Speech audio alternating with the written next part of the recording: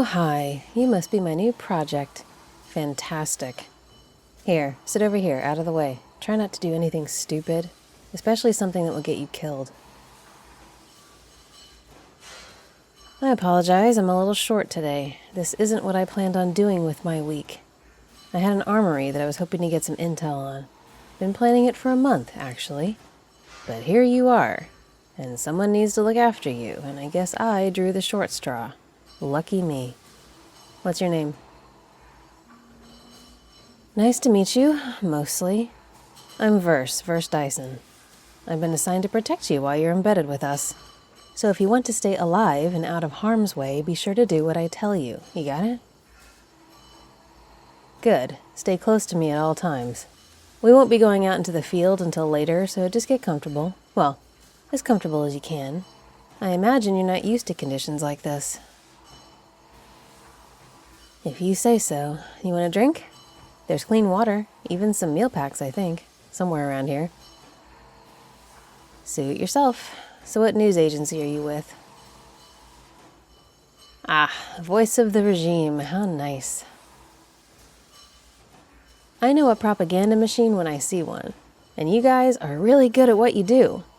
Have you done this sort of thing before? Embedded with a unit, I mean? Oh yeah, so I guess this isn't your first rodeo. That's something. Still, it's easy to get hurt if you're not paying attention. Keep that protective gear on at all times. You never know when it might be necessary. Me? I have a bit of shielding under my clothes, but mostly it just slows me down. I do better when I'm not encumbered.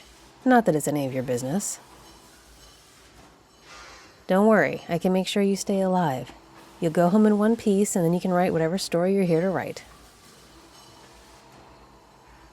Look, I know the drill. You're a journalist. You're not the first journalist I've been around. You're supposed to be impartial, non-biased, all that, but in the end, you're doing a job. You work for a news agency, and news agencies are owned by corporations, people with agendas. You can say that you're just here to get facts or paint a fair picture of who we are and what we're doing, but you answer to the ones in charge.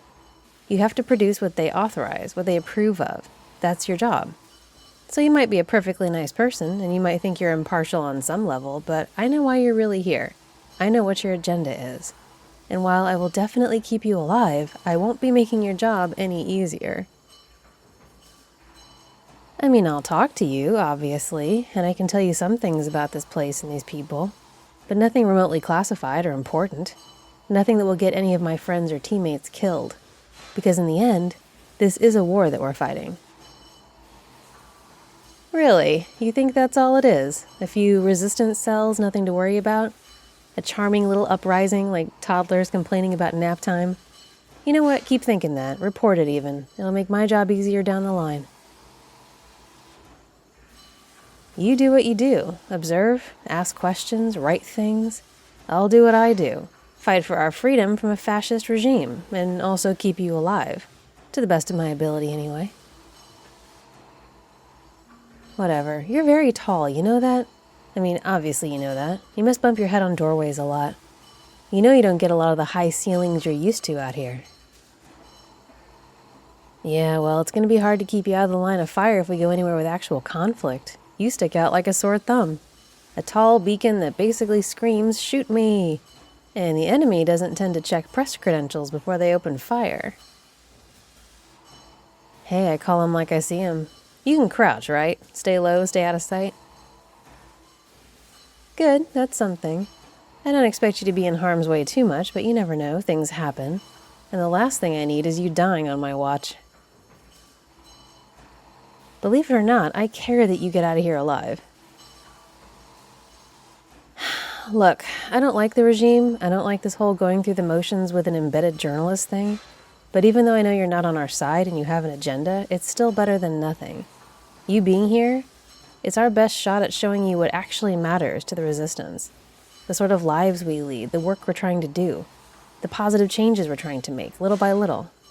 And then you can maybe, hopefully, write something that at least shares some of that honestly.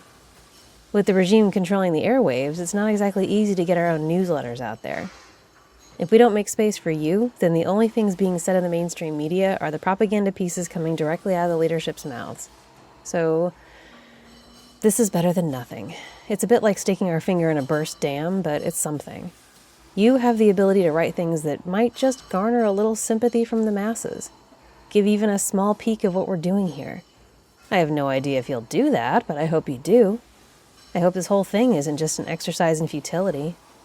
Hell, you might just write about what monsters we are, what evil we're doing against the powers that be, blah blah. The sort of stuff they write from their cushy offices on some core world somewhere. But I'm hoping, maybe a bit too naively, that you're an actual journalist with an actual interest in being at least a bit impartial. Telling a real story, not just twisting the facts to suit the ends of your handlers. You've done this before, you said, and you're at least here, sitting with me in a more or less impartial setting. Can't help but have a bit of hope, however misguided. Yeah, well, either way, if I let you get killed, the regime won't be happy. They'll definitely never send another journalist again.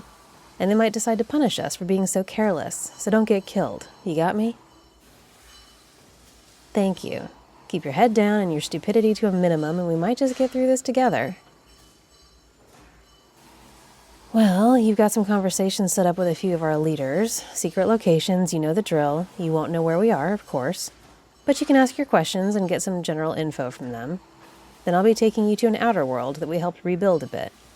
We no longer have a presence there, so it's not a military target, but I can show you some of the work we've done to help the locals put their lives back together after the regime destroyed just about everything. Sympathizers is the wrong word. Regular people. They don't really care what side they're on.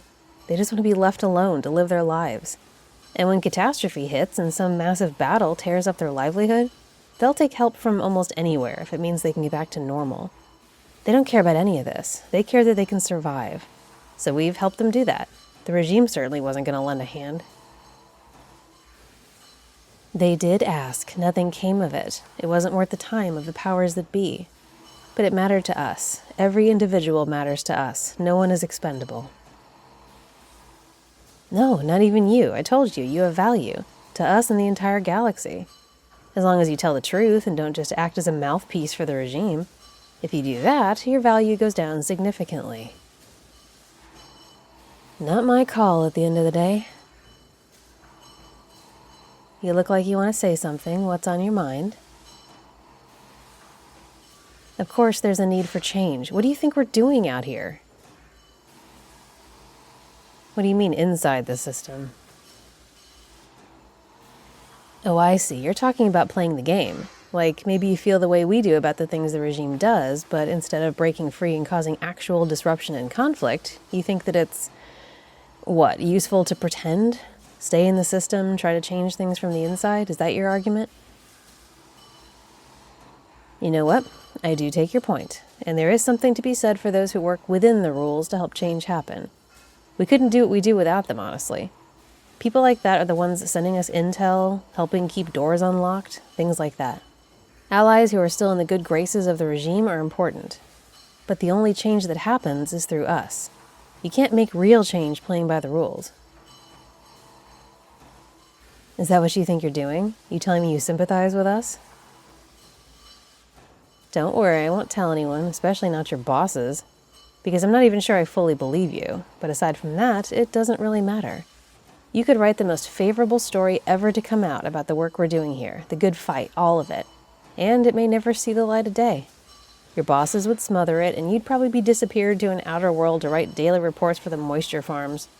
So you could be my biggest fan, but that can't come through in your story. And that's okay, I'll settle for slightly favorable. Not even favorable, really. I'll settle for emotional connection. Make what you see here feel real to the people reading about it. Make it seem relatable. Make it feel like something they could maybe care about, just a little. You can do that, can't you? Here's hoping, I guess. Worst case, nothing changes. Any change is a positive for those of us trying to make a difference.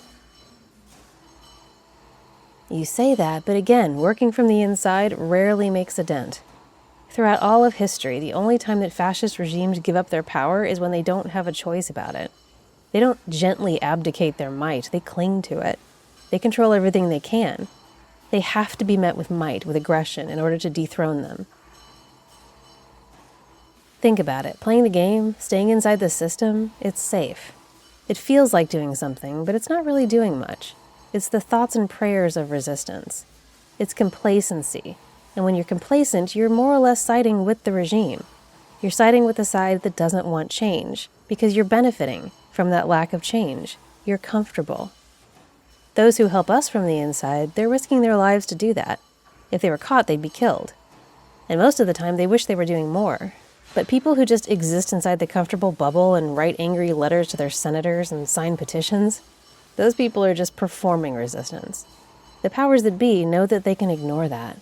That sort of effort rocks no boats, and if you're not rocking boats, nothing will happen. The only way to make real change is to make the people in charge so uncomfortable that they have to change. You have to get in their faces, you have to fight back. And sometimes you have to make the day-to-day lives of the regular people less comfortable too, because then those people will complain more loudly. And the thing about the regime is that it requires complacency. It needs the vast majority of people to just go along with it, because it doesn't really affect them on the day-to-day.